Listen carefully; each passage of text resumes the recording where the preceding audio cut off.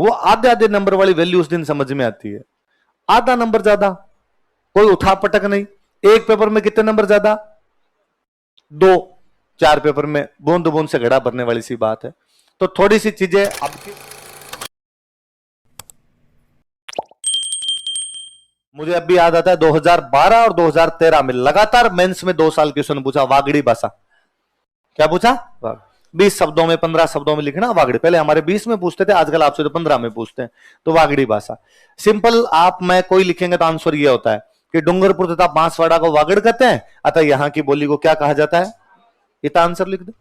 हो सकता है कभी वागड़ी नहीं देके अगला ढूंढाड़ी पूछ ले, तो अपने कह सकते हैं जयपुर के आसपास के क्षेत्र को ढूंढाड़ कहते हैं और यहाँ की भाषा क्या कहा जाता है। यही होता है, सिंपल आंसर तो इतना ही होता है। पर मैं चाहूंगा आप थोड़ा सा इसके साथ में नई चीज जोड़े। अब जब हम सीख रहे हैं तो नई चीज जोड़े। अगले ने पूछा वागड़ी, आप लिखिए डूंगरपुर तथा बांसवाड़ा को वागड़ कहा जाता है तथा यहाँ की भाषा को वागड़ी कहा गया, जिसमें संत माऊ जी ने उपदेश दिए थे। जिसमें संत माऊ जी ने, आप लिखो जयपुर के आसपास के क्षेत्र को ढूंढाड़ तथा यहाँ की भाषा को ढूंढाड़ी कहते हैं, जिसमें दादू दयाल जी ने अपने। कभी मेवात पूछे, आप वापस बताओ। भरतपुर तथा अलवर का मेव बाहुल्य इलाका, जिसमें ये क्षेत्र आते हैं, मेवात कहलाता है, जिसमें चरणदास जी तथा लालदास जी ने अपने। होता क्या, देखो इसका फर्क क्या पड़ता है। आप पहले वाला आंसर लिखेंगे ना तो भी 2 नंबर है, ये लिखेंगे तो भी 2 नंबर है। नंबर में कतई कोई फर्क नहीं आएगा।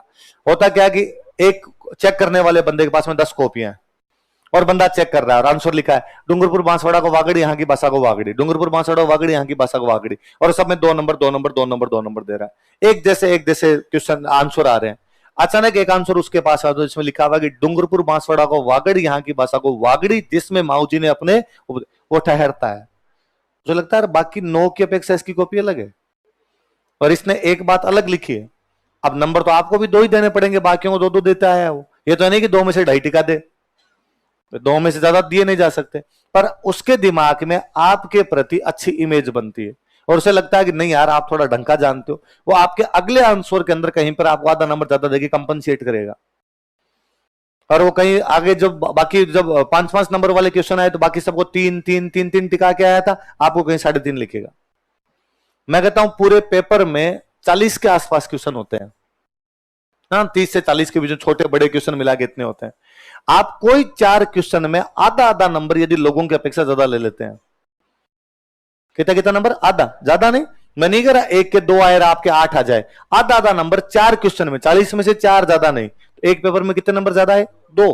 4 पेपर में कितने ज्यादा हुए? 8। इतने में तो खेल खत्म हो जाता है। मेंस वाला वेरिएशन इतना ही होता है। 8 नंबर तो आपका कहां से कहां भेज देता है। वो 8 नंबर आपको तब समझ में आएगा जब आप इंटरव्यू दोगे और इंटरव्यू देने के बाद भी बाहर हो गए कि आपको नौकरी नहीं लगी, और तब आपको पल्ले पड़ा कि आपसे जिसके 3 नंबर ज्यादा थे वो आरएस है, उसका तो रिजल्ट में नाम और आप रिजल्ट से बाहर। या मान लो आपका सिलेक्शन हो गया, तब आपके समझ में आएगा कि जिसके आपसे आपका मान लो नीचे की रैंक में सिलेक्शन हुआ कि आप कोऑपरेटिव इंस्पेक्टर बने, एलाइड आरएस के अंदर आपका सिलेक्शन हुआ, पर आपको समझ में आएगा कि जिसके 8 नंबर ज्यादा थे वो थोड़ा अपने से ऊपर है और उसको कोई जेसीटीओ एसीटीओ टाइप की सर्विस मिल गई। आपको यदि वो मिली, जेसीटीओ एसीटीओ टाइप की सर्विस मिली, तब आपको लगेगा कि यार यदि मेरे 8 नंबर और होते तो मैं तहसीलदार होता। आप तहसीलदार बने और तब आपने देखा कि आपसे जिसके 8 नंबर ज्यादा हो रहे वो बीडीओ है। आप बीडीओ बने, जिसके 8 नंबर और ज्यादा थे वो अकाउंट सर्विस में है। आप अकाउंट में 8 नंबर और ज्यादा थे वो आरपीएस है। आप आरपीएस से 8 नंबर जिसके ज्यादा वो एसडीएम है। वो आधे आधे नंबर वाली वैल्यू उस दिन समझ में आती है। आधा नंबर ज्यादा, कोई उठा पटक नहीं। एक पेपर में कितने नंबर ज्यादा? 2। 4 पेपर में बूंद बूंद से घड़ा भरने वाली सी बात है। तो थोड़ी सी चीजें अब के बाद जब भी लिखो तो जब मैं भाषा पढ़ाऊंगा तब मैं वापस नहीं बताता, वहां मैं भाषा की बात करूंगा। वहां मैं कहूंगा भाई ये वागड़ी भाषा, देखो डूंगरपुर बांसवाड़ा को वागड़ कहते हैं, यहाँ की भाषा क्या कहते हैं? वागड़ी। अब ये आपके दिमाग में आना चाहिए कि हमने वागड़ी पहले कहां पढ़ रखा है। ये इंडेक्सिंग आपके दिमाग में चलनी चाहिए। और आपको हाँ सर वागड़ी हमने पहले पढ़ा था, हम लिख देंगे कि संत माऊ जी ने अपने उपदेश कौन सी भाषा में दिए थे। वहां मैं एक आधी बात और लिखवा दूंगा कि वागड़ी भाषा पर गुजराती भाषा का प्रभाव है। अब एक बंदे ने सिंपल इतना लिखा कि वागड़ी लिखा था, लिखा डूंगरपुर बांसवाड़ा को वागड़ तथा यहाँ की भाषा कहते हैं वागड़ी। आप 4 बातें लिख रहे हो, डूंगरपुर बांसवाड़ा को वागड़, उसकी भाषा को वागड़ी, इसमें माऊ जी ने अपने उपदेश दिए जिस पर गुजराती भाषा का बाकियों की अपेक्षा अलग है। मैं तो कहता हूं एग्जामिनर छोड़ो, आपको भी यदि 2 कॉपी दी जाए जिसमें एक में 4 बात और एक में 2 बात, तो आप ज्यादा नंबर किसको दो? 4 बात वाले को।